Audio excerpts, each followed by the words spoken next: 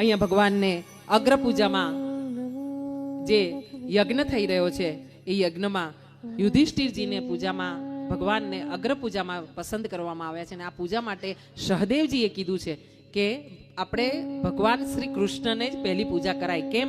લાક્ષાગૃહ કહો કે કોઈ પણ ષડયંત્ર કહો કે જીવનની કોઈ પણ તકલીફ કહો, આખા જીવનમાં જ્યારે પણ તકલીફ પડી છે ત્યારે આ કૃષ્ણ આવ્યા છે અને એ સાબિત કરે છે કે એ ભગવાન છે, પૂર્ણ પુરુષોત્તમને જન્મ લીધો છે, અવતારી પુરુષ છે. એટલે આપણે ભગવાનની જ અગ્ર પૂજા કરાય, કૃષ્ણની જ પૂજા કરાય, આવું સહદેવે નક્કી કર્યું છે. એવું સાંભળીને દુર્યોધન જ્યાં સભામાં હતો, યજ્ઞની સભામાં, એણે એવું કીધું છે કે સહદેવ તો નાનું બાળક છે, દૂધમલ્યું બાળક છે, હજુ એના દૂધના દાંત નથી તૂટ્યા, સહદેવની વાતમાં આવાય? એની પૂજા ના કરાય, શિશુપાલની પૂજા કરાય. હા, એટલે પોતાના જેવાને પોતે પસંદ કરે છે અહીંયા દુર્યોધન શિશુપાલને, અને ભગવાનની પૂજાનો વિરોધ કરે છે. અને ત્યાં શિશુપાલ પણ જે એની ફોઈના દીકરા છે, મામા ફોઈના બે દીકરા છે, અને એમણે વિરોધ કર્યો છે કે ભગવાનની અગ્ર પૂજા ન હોઈ શકે.